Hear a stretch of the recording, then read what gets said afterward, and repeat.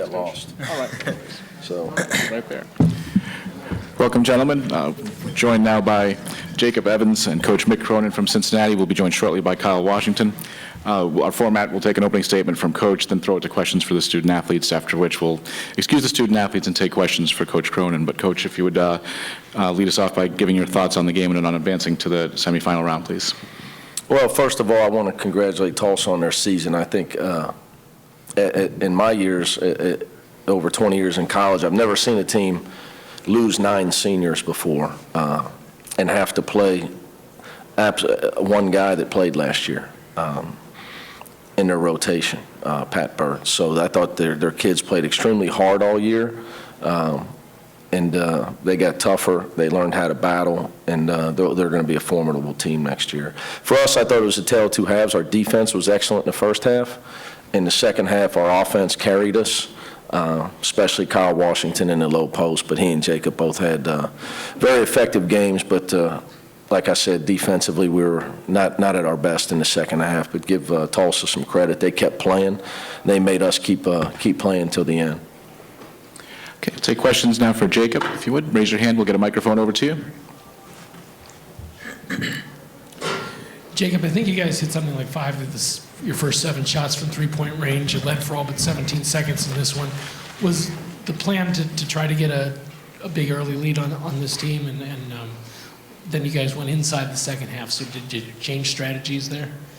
Well, coming out of every game, we always try to establish our inside game. It's just depending on how the defense is playing us, where we dictate where we take our shots, and they were packing it in, so we got some open looks early.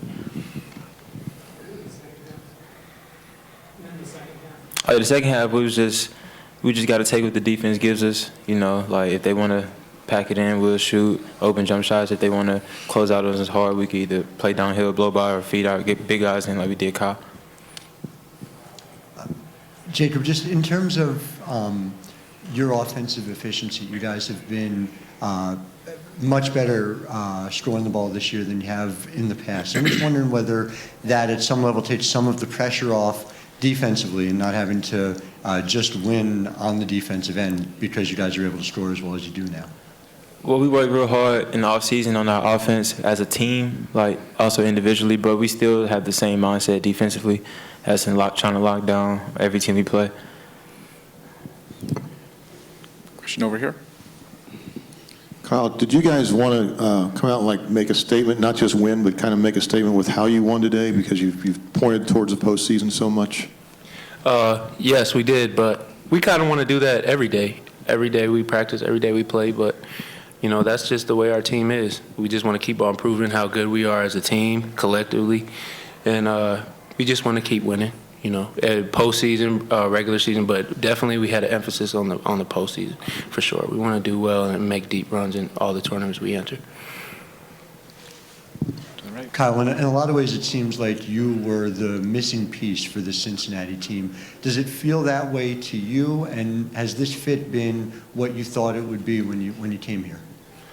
Sometimes people try to spin it that way, but when Coach called me when I was about to transfer, I just wanted a place where I could be told the truth and be able to have an opportunity to compete at the highest level. So, you know, if people want to say that, that's fine. But I mean, it's been a collective group effort the whole year. People have stepped up at different times when I haven't stepped up, and I've stepped up at different times when people were absent. So, I mean, you can spin it either way. I mean, I'm just glad to be with this team because we're a great cohesive unit, honestly. And, you know, we deserve to be in these moments, and we want to be in these moments. So I'm just happy that I'm in a great place and be able to develop my game. Jacob, a lot of teams use conference tournaments as preparation for the NCAA tournament. This team hasn't won a conference tournament since, I think, 2004, the Conference USA tournament.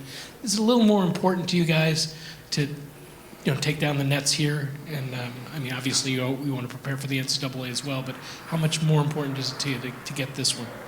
Well, we're competitors, and we want to win everything we're in, you know, whether it's a tournament where it be in the summer, it doesn't count. Like even at practice, we're competing red versus black, and then we also have 2 seniors or 3 seniors that have never cut the nets down, and we just want to get one for them.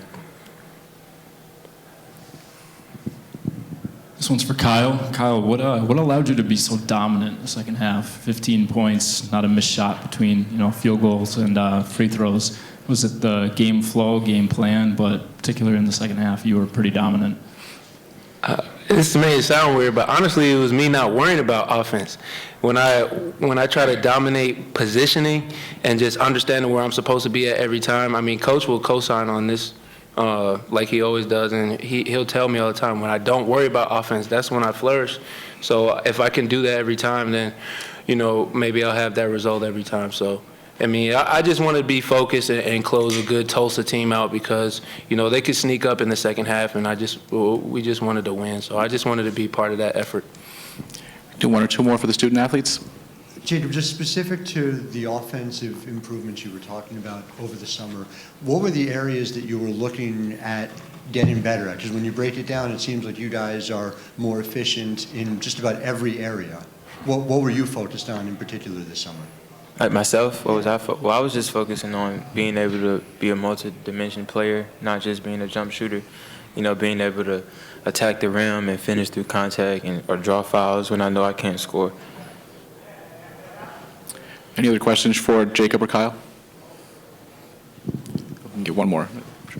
And Jacob, just in terms of your experience with Coach and, what that's been like, since you came back from this layoff, do you feel or see any sort of difference in terms of your experience with him? Do you see anything different emotionally, anything different in terms of coaching, or not? Well, I can definitely see the hunger, and I can hear it in his voice at practice, see it in his eyes during the game, and I feel like it's starting to really carry over to us as a team, and it's putting us in that hunger mode, especially since it's March. It's really time to win. Okay, we'll excuse the student athletes to the locker room. Thank you, gentlemen. If you exit to your right and then down, if you can make your way across the front here to the left. You were talking about when I was out? He wasn't on the team. He's only a sophomore. That was a couple of years ago. So. Okay, we'll open up to questions now for Coach Cronin, please. Microphone over here, please. He's got behind him. Right behind you, Tom. Coach, you've been emphasizing offensive rebounding lately. I know you've been talking about it. Once again, a strong effort in that category. Can you talk about how that makes your team better, how key that is for you, let's say in the postseason especially? Well, we try to explain to guys there's multiple ways to score, and this team we have multiple options. So first it starts with us with not turning the ball over, because then you get a shot. We have 5 guys that can make shots and score. But then it becomes, every time you get it, the more shots you get, the more opportunities you have to rebound. So we lead the country in fewest turnovers, steals against our team, which allows us to get more rebounds. We've had much better rebounding teams, but we didn't shoot the ball the way we shoot the ball. We didn't pass the ball the way this team can pass the ball. But we're trying to make sure in the last month or so that we still have the same mentality of getting 3 people to the glass. At least. Offensive rebounding is about numbers. If you just send 1 or 2, you're not going to be successful. So that's really been our something we focused on, is getting our 2nd, 3rd, and 4th rebounder to the rim so we have a chance to keep balls alive. There's multiple games I can tell you we wouldn't have won if we didn't have second chance points. And Coach, just to jump off of that point. Sure. You've been consistently a top 15 defensive team in the country year after year. This offense is a relatively new thing this year in terms of being a top 35 team nationally. Has it changed what you need to do defensively, that, again, you're ending possessions more with made shots, and does it make it easier to find that rhythm on the defensive end? Oh, yeah. I think what you were alluding to earlier, Kyle's a humble guy. He is exactly what the doctor ordered for our team, but Jacob as well. I said this at the American Media Day, when Gary and Troy were voted unanimous first team all-league. I said, well, if they are, we're a lock, because they struggle to be our best 2 guys in practice, because at times it's Kyle and Gary. And And then, Kevin Johnson's had a great senior year, and I knew what Jaron Cumberland was capable of as well. So it definitely takes the pressure off of our defense. To be able to make runs in tournaments, you got to be able to. You're going to have a game like this tonight. The second half, our offense carried us. I think we gave up 36 points in the second half, but we scored 40. So I think you're right on the money. We're just more capable. We have more weapons, and it's just not scoring, the passing as well. It is skilled players. Just our talent level is a little bit higher across the board and on the bench as well.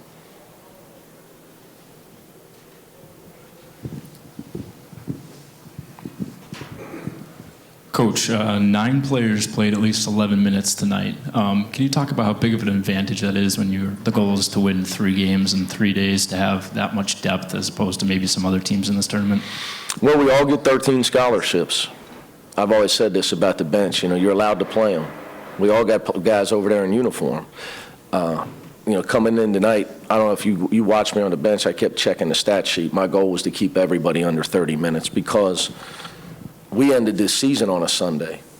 And then if we were lucky enough to end the season again on a Sunday, there's a chance you could play Thursday at noon in the NCAA tournament. So definitely was a game plan to make sure we tried to keep everybody under 30 tonight going in. But I will tell you, my message to our team all week has been the key to our march are the guys that do not start, because we have really good players. They're younger. Trey Scott, Nasir Brooks are freshmen. Justin is a sophomore. Obviously, Jaron's, I think he won 6th man of the year in our league. He's a freshman. So, I keep telling Quadri he won a game for us, and he's going to win another game for us. So you got to try to keep those guys engaged. You got to practice, and you got to develop those guys, and you got to get them some minutes. I think it's definitely important. Hopefully it'll play out, but you got to win Saturday to get to Sunday where maybe it'll matter a little bit.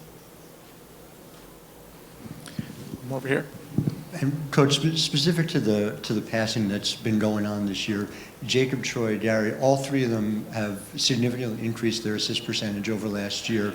Is there any difference schematically that you're seeing? Is this just development of a player? I was asking Jacob about it earlier. Is there something specific that you have implemented that's led to this offensive leap forward?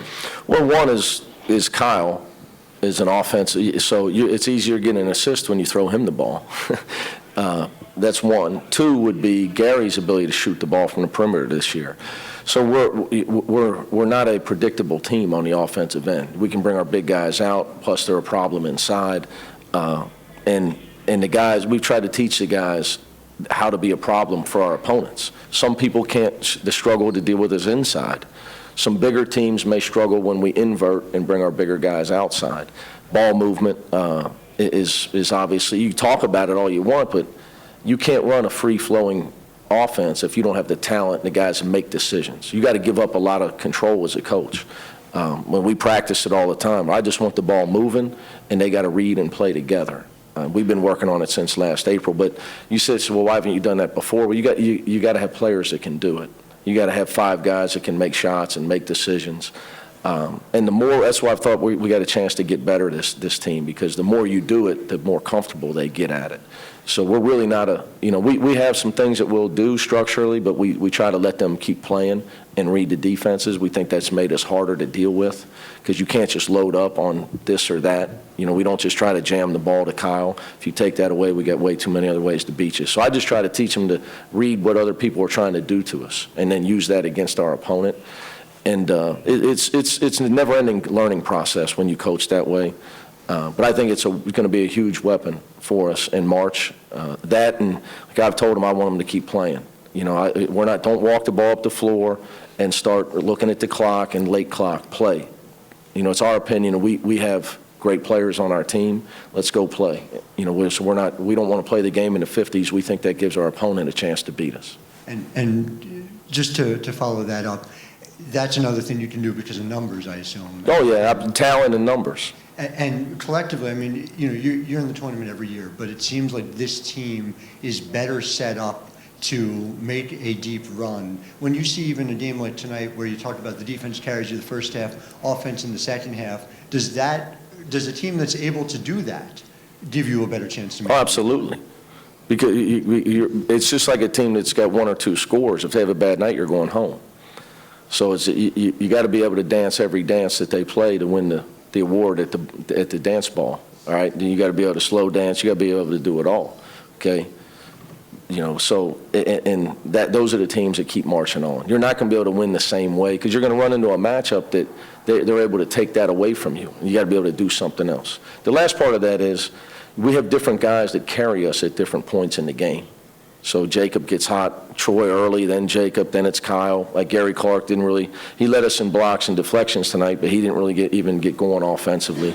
In our last game at Connecticut, he was a dominant offensive player. So, teams with more weapons have a better chance because they're not relying upon one way to win a game. Coach, thank you. Congratulations Thanks, on guys. advancing. Appreciate it. See you tomorrow.